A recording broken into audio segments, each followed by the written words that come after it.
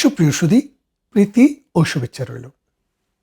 আগামী 12 তারিখে একটি নির্বাচনের কথা শুনছেন, যে নির্বাচনকে কেন্দ্র করে দেশে বিদেশে প্রশাসনে এবং বিভিন্ন রাজনৈতিক দলের মধ্যে এবং রাজনীতির বাইরের মানুষের মধ্যে এক ধরনের আতঙ্ক বিরাজ করছে।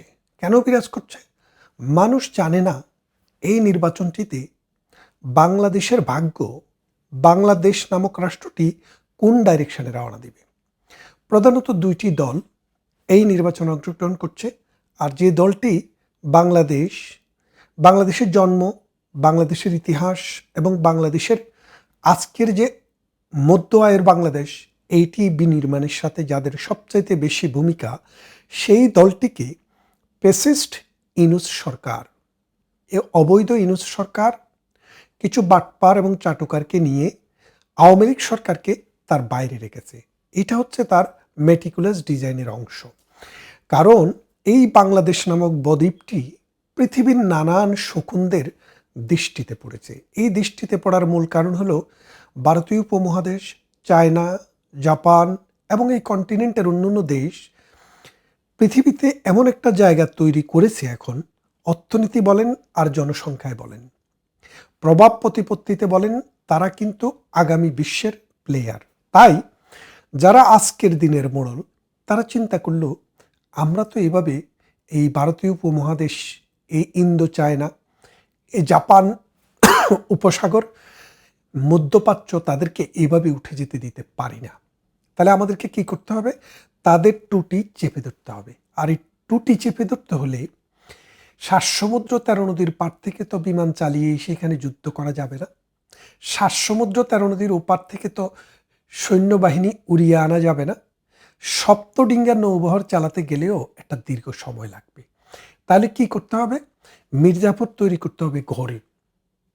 আপনারা শোনেননি, কোনো এলাকায় যদি গরু চুরি হয়, বাইরের থেকে লোক ঠিকই আসে, কিন্তু লোকাল দু একজন থাকে যারা রেকি করে আসে কিভাবে চুরি করবে, কখন চুরি করবে, কার গরু চুরি করবে। ঠিক তেমনি এই লোকাল কোলাবরেটর যেমন 71 ছিল, যারা মানুষকে ঘর দেখিয়ে দিয়েছে, বাড়ি দেখিয়ে দিয়েছে, বুদ্ধিজীবী দেখিয়ে দিয়েছে, দিয়ে তাদেরকে হত্যা করিয়েছে। ঠিক তেমনি এই লোকাল কোলাবরেটর ছাড়া, এই লোকাল দালাল ছাড়া, এই মির্জাফর ছাড়া এটা সম্ভব না। তখন এই 7 সমুদ্র 13 নদীর ওপারের মানুষরা চিন্তা করলো এই বদ্বীপ সমভূমি বাংলাদেশ, এর যে একটি সমুদ্র সীমা রয়েছে, একটি সমুদ্র রয়েছে বঙ্গোপসাগর, যার বিশাল একটি অংশ, এই বঙ্গোপসাগরটিকে যদি দখল করা যায়, এখানে যদি একটি আপনার ঘাঁটি করা যায়, নৌঘাঁটি, বিমান ঘাঁটি, সর্বোপরি একটি সামরিক ঘাঁটি তৈরি করা যায়, তাহলে মাত্র এই দক্ষিণ পূর্ব এশিয়া, এই চীন, এই ভারত, এই মধ্যপ্রাচ্যকে কবজা করে রাখা সহজ হবে। সেই জন্যই এই বাংলাদেশের প্রতি তাদের দৃষ্টি পড়েছে।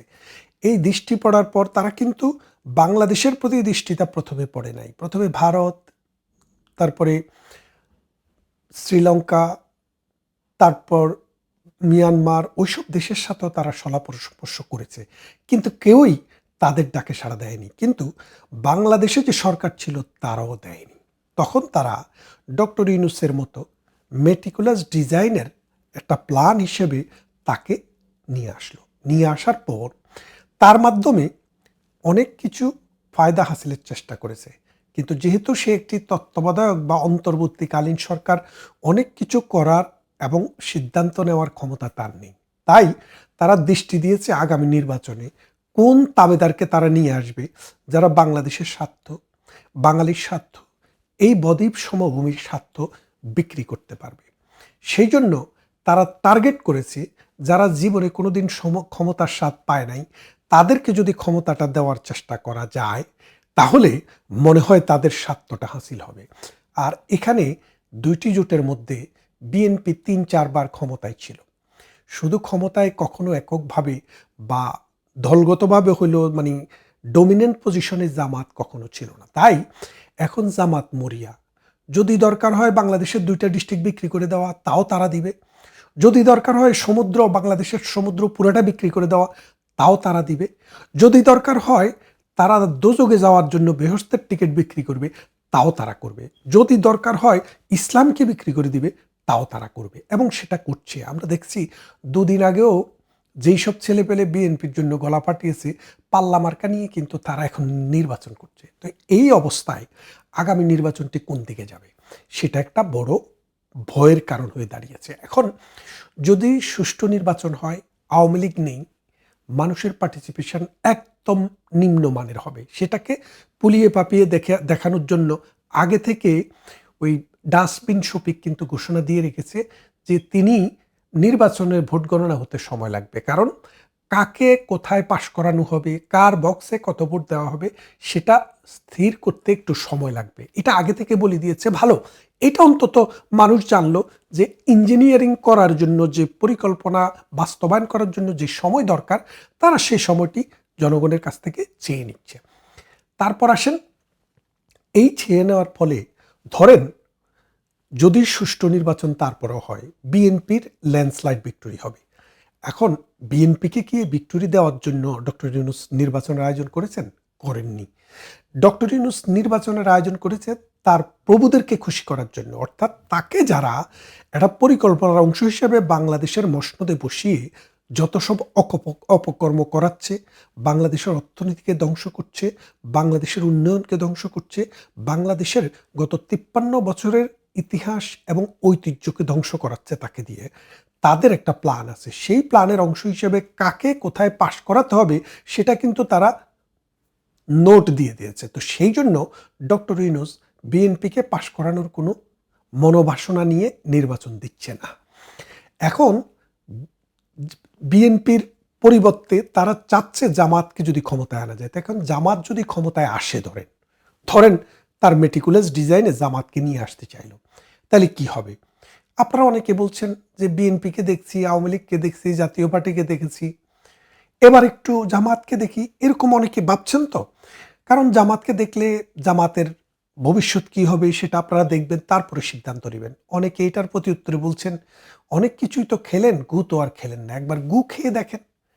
তা আমি সেই কঠিন কথায় যাব না। অনেকে দেখতে চান, ভালো কথা, দেখতে চান, কিন্তু দেখার আগে আরো একটু বিশাল ক্যানভাসে দেখেন। সারা পৃথিবীতে জামাতি চেতনার যে রাষ্ট্রগুলো আছে, মৌলবাদী চেতনার যে রাষ্ট্রগুলো আছে, ধর্মীয় মৌলবাদের ভিত্তিতে অর্থাৎ সাম্প্রদায়িক চেতনায় যে রাষ্ট্রগুলো আছে, তৈরি হয়েছে রাজনৈতিক দলের মধ্যে, সেই রাষ্ট্রগুলোর কি অবস্থা আছে? এক নাম্বার, বাইতুল মোকাররমে, ঢাকার রমনায়, বিভিন্ন জায়গায় আমরা ওয়াজ শুনতাম, তারপরে আমরা বিশাল হাকডাক শুনতাম যে আমরা হব তালেবান, বাংলা হবে আফগান। খেয়াল করে দেখেন, বাংলা হবে আফগান, আমরা হব তালেবান। তাদের যে সে তালেবান হওয়ার আকাঙ্ক্ষা, সেই তালেবান রাষ্ট্রটির দিকে তাকান। দক্ষিণ পূর্ব এশিয়াতে বা এশিয়া মহাদেশে সবচাইতে কম মাথাপিছু আয়ের দেশ, মাত্র 600 মাথাপিছু আয়, ডলার মাথাপিছু আয়, সেই দেশটির নাম হচ্ছে আফগানিস্তান। তার মানে আপনাকে আফগানিস্তান তারা বানাতে পারবে, কারণ আপনি তো সেই মডেলের দিকে যেতে চান। তো এই তালেবানি মডেল, এই আফগানি মডেল, আপনার শিশুর যদি মেয়ে হয় তার কপাল খারাপ। 5ম শ্রেণীর উপরে তিনি আর পড়াশোনা করতে পারবেন না, রাজনীতিতে তার অংশগ্রহণ থাকবে না। কেন বলছি রাজনীতিতে আর নারী থাকবে না? জামাতে ইসলামী 280 বা 300টি আসনে তার জোট সহ প্রার্থী দিয়েছে, তার মধ্যে জামাতে ইসলামীর প্রার্থী হচ্ছে 200-র উপরে, 250 প্রায়। এই 250 আসনের মধ্যে জামাতে ইসলামের একজনও কি নারী প্রার্থী আছে? নেই। কেন নেই? কারণ তারা নারী বিদ্বেষী। এই নারী বিদ্বেষী লোককে, তারা নারীকে বিশ্বাস করে দাসী হিসেবে, বান্দি হিসেবে, এবং সেই জন্য এই বান্দি দাসীদেরকে তাদের ভাষায় তারা জায়গায় জায়গায় লেলিয়ে দিয়েছে, ঘরে ঘরে গিয়ে বিকাশে টাকা দিচ্ছে, বিভিন্নভাবে তাদেরকে বুঝিয়ে পুষলিয়ে পাল্লা মার্কায় ভোট দেওয়ার জন্য তৈরি করা হচ্ছে। অথচ এই নারীরা জানে না তার জন্য বিষ নিয়ে এসছে, সে ওই বিষ খেয়ে তার শিশু সন্তান সহ মারা যাওয়ার ব্যবস্থা করছে। খেয়াল করে দেখেন, একজন নারী প্রার্থীও জামাতের নেই। শরিকদের থাকতে পারে, শরিকদের কথা তো আলাদা, কিন্তু জামাতের একজনও নারী প্রার্থী নেই। একজন হিন্দু প্রার্থী আছেন, তিনিও মুসলমান হওয়ার কাতারে আছেন, যেই কোনো সময় তিনি কালেমা পড়ে মুসলমান হওয়ার সিদ্ধান্ত নেবেন বলে আমরা শুনেছি। আচ্ছা আসেন, তার মানে এই বাংলাদেশকে আফগানের মডেলে করলে আমাদের এখনের যে মাথাপিছু আয় $2700 মিনিমাম, সেই $2700কে কমিয়ে কিন্তু $600 আনতে হবে। আচ্ছা বাংলাদেশের বাদ দেন, এবার আছেন পাকিস্তান। এই তালেবানি চিন্তা চেতনা পাকিস্তানেও জন্ম হয়েছিল, এই জামাতের পাকিস্তানেও জন্ম হয়েছিল। ধর্মকে ব্যবহার করে পাকিস্তানে জিঙ্গুইজমের কিন্তু উৎপাদন হয়েছে, জঙ্গি উৎপাদন সারা বিশ্বে পাকিস্তান করে থাকে। সেই পাকিস্তানের অবস্থার দিকে যদি দেখেন, ওই দেশে মোট 23 কোটি মানুষ, তার মধ্যে 4 কোটি মানুষ ভিক্ষা করে। গত 1 বছরে 40,000 মানুষকে পৃথিবীর বিভিন্ন দেশ থেকে পাকিস্তানে ফেরত পাঠানো হয়েছে ভিক্ষাবৃত্তির জন্য। সৌদি আরবে হজের মৌসুমে উমরার সময় তাদেরকে নিষিদ্ধ করে দিয়েছে। পরে পাকিস্তানের পররাষ্ট্রমন্ত্রী মোসলেকা দিয়ে বলেছে যে আমাদের লোক আর ভিক্ষা করবে না। তাহলে ভিক্ষুক উৎপাদনের একটা প্রকল্প আপনারা পাবেন, কারণ ধনী হতে হলে তো টাকা আসতে হবে। তো ভিক্ষা করে যে পরিমাণ টাকা পাওয়া যায়, আগে মাদ্রাসার জন্য মক্তবের জন্য যেই পরিমাণে টাকা উঠতো, এখন তো সেটা আর ওইভাবে উঠতে হয় না। এখন মানুষ সমাজের অবস্থা ভালো, বিত্তবানরা করে দিতে পারে। তো সেই রকম জামাত যদি আসে, সেই রকম ভিক্ষুক উৎপাদনটা আপনাদের বেড়ে যাবে, কারণ তখন তো বাইতুল মাল আপনি বাধ্যতামূলকভাবে দিতে হবে। সেই জন্য এই ভিক্ষুক উৎপাদন হবে।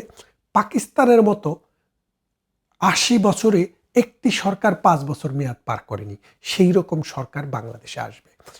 তারপরে আপনি ফিরান চোখ ইরানের দিকে। 1979 সালে ইরানে যখন ইসলামী বিপ্লব খামেনি করে, তখন খামেনি কিন্তু দেশে ছিলেন না, তিনি ছিলেন ফ্রান্সে। সেখান থেকে এসে এই বিপ্লবের নেতা হন তিনি। নেতা হওয়ার আগে ইরান ছিল মধ্যপ্রাচ্যের, আপনি জানেন পারস্য সভ্যতা, আপনি 5000 বছর পিছনে যান তাও দেখবেন ওসমানীয় খেলাফতের এমন জয় জয়কারের সময়ে ইউরোপের অর্ধেক যে ওসমানীয় খেলাফত যখন দখল করে নিয়েছিল, সেই ওসমানী খেলাফত পুরো মিডল ইস্ট দখল করে নিয়েছিল, যেটাকে অটোমান এম্পায়ার বলে। কিন্তু ইরান দখল করতে পারেনি। সেই ইরান যখন খামেনির নেতৃত্বে আসে, অর্থাৎ ধর্মীয় মৌলবাদীদের হাতে আসে, তখন সেই ইরানের অবস্থা ছিল, মানে 1979 সালের আগে, 79 সালের আগে ইরান ছিল মধ্যপ্রাচ্যের সবচাইতে বেশি মাথাপিছু আয়ের দেশ এবং সবচাইতে সভ্য এবং ধনী দেশ। এখন মধ্যপ্রাচ্যের সবচাইতে গরিব যে 3টি রাষ্ট্র, তার মধ্যে একটি হচ্ছে ইরান, একটি হচ্ছে সিরিয়া, আর একটি হচ্ছে ইয়েমেন।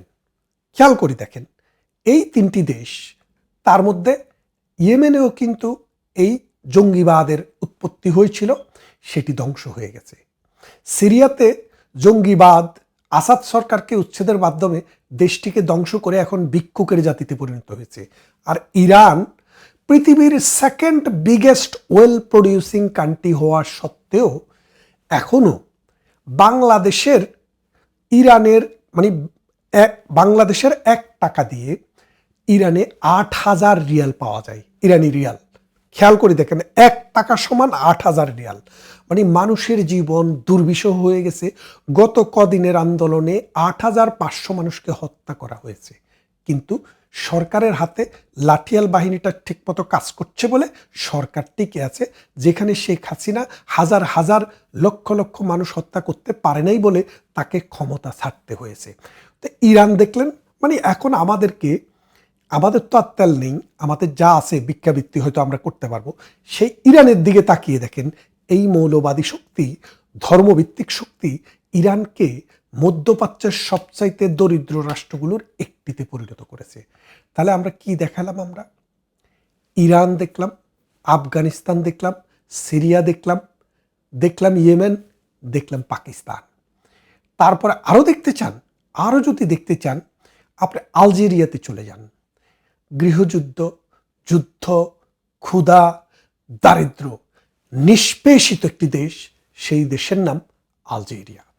তো এখন এত কিছুর পরও আমরা শুনছি না, এত হাসি দেখেও যারা গোমরা মুখে চায়, তাদের দেখে পেঁচার মুখেও কেবল হাসি পায়। এখন আপনারা যদি চোখ বন্ধ করে রাখেন, পৃথিবীর দিকে না তাকান, পৃথিবীর যেখানেই ধর্মীয় মৌলবাদী শক্তির উত্থান হয়েছে, সেই দেশটি ধ্বংসের দ্বার প্রান্তে চলে গেছে। সমাজ বিচ্ছিন্ন হয়ে গেছে, অর্থনীতি মাটির সাথে মিশে গেছে। জাতিতে জাতিতে দাঙ্গায় সমাজে অশান্তি, যুদ্ধ, গৃহযুদ্ধে ছিন্ন বিচ্ছিন্ন হয়ে গেছে রাষ্ট্র। তাহলে আপনাকে এখন সিদ্ধান্ত নিতে হবে, এই প্রজন্মকে আপনাদেরকে সিদ্ধান্ত নিতে হবে। আমরা তাদের যে ইমানি বল, তাদের যে কথা, সেটা আমরা দেখেছি। 1971 সালেও তারা বলেছিল আমরা মজলুমের পক্ষে, জালেমের বিপক্ষে। কিন্তু সত্যিকার অর্থে বাংলাদেশের মানুষ যখন মজলুম হয়েছিল, তখন তারা গনিমতের মাল বলে বলে আমার আপনার মা বোনকে এই পাকিস্তানি হানাদারের হাতে তুলে দিয়েছে। জাতির শ্রেষ্ঠ সন্তানদেরকে পাকিস্তানিদের হাতে তুলে দিয়ে নির্মমভাবে হত্যা করেছে। তাদেরকে যদি সুযোগ দেওয়া হয়, এই জাতি, এই দেশ, এই সমাজ একদিন এমন রিগ্রেট করবে যে রিগ্রেট করেও তারা আর বাংলাদেশের গৌরবময় ঐতিহ্যের জায়গায় ফেরত যেতে পারবে না। এই সমাজ, এই রাষ্ট্রকে যদি টিকাতে হয়, ধর্মভিত্তিক শক্তিকে, বেহেশতের টিকিট বিক্রি করা শক্তিকে এবং নারী বিদ্বেষী শক্তিকে বর্জন করতে হবে এবং এই দেশ, এই সমাজের হাজার হাজার বছর থেকে চলে আসা ইতিহাস, ঐতিহ্য, মুক্তিযুদ্ধকে ধারণ করতে হবে। আপনারা দেখেছেন এদের যে ঔদ্ধত্য, ওদের যে প্ল্যান, এরা এই দেশটাকে, এই সমাজটাকে বিভক্ত করে, বিচ্ছিন্ন করে মাটির সাথে সরিয়ে দিতে চায়। বিএনপি, আওয়ামী লীগ এরা ক্ষমতায় থাকলে অন্য দলের লোকও চাকরি পায়, কিন্তু জামাত যদি ক্ষমতায় থাকে, জামাত ছাড়া অন্য কোনো লোক টয়লেটের দারোয়ানির চাকরিও পাবে না। তাই আসুন, সময় থাকতে আমরা আমাদের চিন্তা, আমাদের চেতনা, আমাদের দেশ, আমাদের মাটি এবং মা, যাদের দ্বারা দর্শিত হয়েছে, তাদেরকে না বলতে শিখি। ভালো থাকবেন। কথা হবে অন্য কোনো ভিডিওতে, অন্য কোনো দিন।